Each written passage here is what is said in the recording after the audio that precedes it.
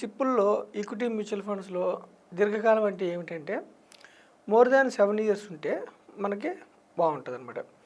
ఇప్పుడు ఎవరైతే 2005 నుంచి 2025 ఈ 20 సంవత్సరాల్లో నెల నెల సిప్ స్టార్ట్ చేసిన వాళ్ళు నిఫ్టీ 100 అంటే large cap, Nifty mid cap అంటే 101 to 250 companies mid cap, Nifty small cap అంటే 251 కంపెనీస్ 500 నిఫ్టీ స్మాల్ క్యాప్, లేదంటే నిఫ్టీ మల్టీ క్యాప్ అంటే లార్జ్ క్యాప్లో 50, 25 మిడ్ క్యాప్, 25 స్మాల్ క్యాప్. ఈ 4 ఇండెక్స్లో పెట్టిన వాళ్ళకి 7 ఇయర్స్ పెడితే యావరేజ్ రిటర్న్స్ మోర్ దాన్ 12% వచ్చినాయి.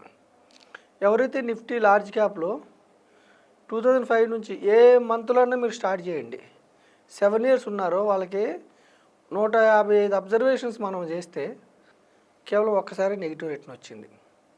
అలాగే మల్టీ క్యాప్లో కూడా 2005 నుంచి ఇప్పటి వరకు ఏ సంవత్సరంలో మీరు స్టార్ట్ చేయండి, కనీసం 7 ఇయర్స్ ఉంటే కేవలం ఒక్కసారి మాత్రమే నెగిటివ్ రిటర్న్ వచ్చింది.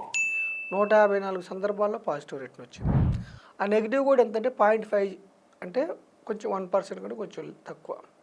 మిడ్ క్యాప్లో అయితే ఎవరైతే 2005 నుంచి ఇప్పటి వరకు 7 ఇయర్స్ సిప్ రూపేణ కట్టారో వాళ్ళకి నెగిటివ్ రిటర్న్స్ లేదు, పైగా ఆన్ అండ్ యావరేజ్ 15% ఇచ్చింది.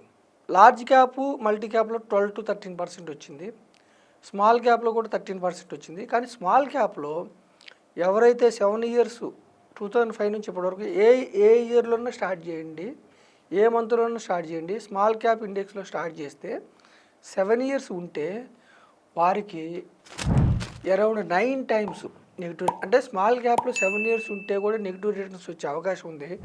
155 అబ్జర్వేషన్స్ మనం చేస్తే 9 టైమ్స్ నెగిటివ్ రిటర్న్స్ వచ్చినాయి, 146 టైమ్స్ పాజిటివ్ రిటర్న్స్ వచ్చినాయి.